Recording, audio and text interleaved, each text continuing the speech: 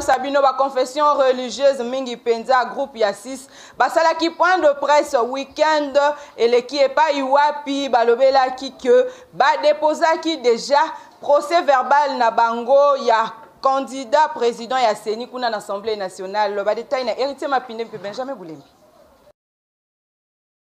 Liboswe Bapanzi Sango, 6 confessions religieuses, à savoir Église de réveil au Congo, Église indépendante du Congo, Communauté islamique du Congo, Église kimbangiste, Armée du Sali, et Église orthodoxe, Bango ba annoncé qui déjà fin ya mission na Bango. Oyo ezalaki mingi ko désigner 2 délégués na commission électorale nationale indépendante moko pona ko remplacer Corneille Nanga Yobelio pe mususu lokola membre ya plénière bango batalisi liboso bapanzi sango ke procès verbal na bango ya désignation ya délégué na bureau ya commission électorale nationale indépendante ezalaki déposé depuis mercredi 18 août et outi koleka na Assemblée nationale. PV Oyo balobi ekoza la prise en compte pambate na maloba ya suka ya président ya chambre basse ya parlement Christophe Mbosonko Diampwanga Oyo alobaki délai supplémentaire et kopesa malisusuté et pas ya ba confession religieuse bango balobi ke baza na confiance na commission paritaire président ya assemblée nationale na maloba na ye Oyo atalisaki ke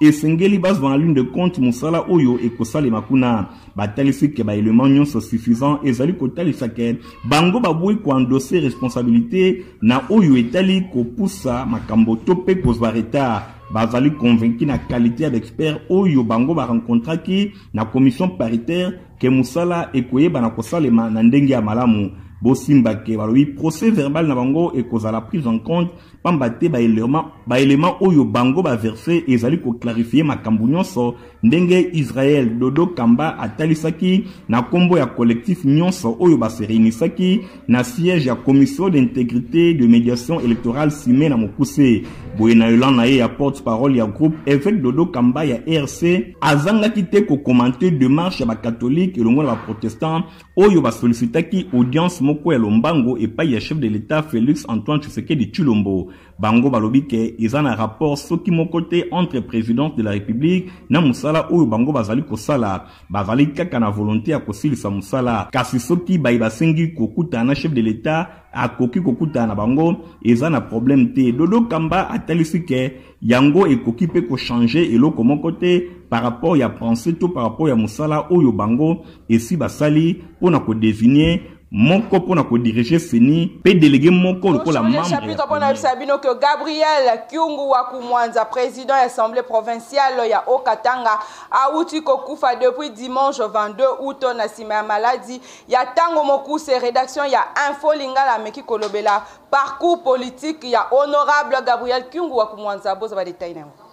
akufaki depuis week-end eleki kuna na ville ya Luanda na Angola epai wapi akendaki pona kozaba soin de santé ezali bongo Gabriel Kyungu wa Kumwanza oyo batu babengaki affectueusement baba wa Katanga bosimba ke Gabriel Kyungu wa Kumwanza azali icône ya politique na République démocratique du Congo pambate a traversé ba étape ya ndenge na ndenge depuis époque ya Maréchal Mobutu na tango ya dictature et pa wapi Gabriel Kyungu wa Kumwanza azalaki parmi ba 13 parlementaires oyo bafondaki Union pour la démocratie et le progrès social ensemble na fait Etienne Tshisekedi wa Mulumba na Ngalula Mpandanjila Mbwankiem Nyaroliem pe batu ya ndenge na ndenge Gabriel Kyungu wa Kumwanza akendaki pona kozaba soin de santé kasiye akozonga lisusu na bomoite azalaki président ya parti Union nationale des fédéralistes du Congo INAFEC na mokuse bosimba ke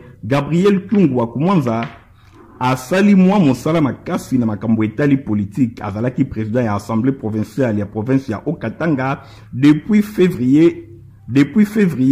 Bouena tango ya président Joseph Kabila na tango ya président honoraire Joseph Kabila Kabange yepe a travaillé lisusu komanda 2001 kino na 2019 azalaki 2 fois président ya assemblée provinciale ya Grand Katanga lelo morcelé na 4 provinces à savoir Tanganyika, Olomami, Lualaba pe Okatanga. Gabriel Kyungu wa Kumwanza azali icône ya politique na République démocratique du Congo atikala kape proche ya Moïse Katumbi Chapwe. Gabriel Kyungu wa Kumwanza azalaki proche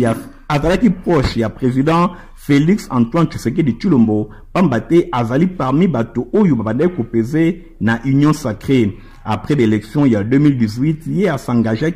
derrière chef de l'État Bosimbake décès ya Gabriel Kyungu wa Kumwanza intervenir quelques jours après liwa ya Mwanaye Marcel Kyungu Nsala depuis mokolo ya samedi 14 août na ville ya Lubumbashi alors que papa nae azalaki nanu hospitalisé na Luanda kuna na Angola. Boyeba réaction ya ndenge na ndenge ezali kokweya par rapport ya liwa ya icône oyo ba Congolais nyonso babengaka baba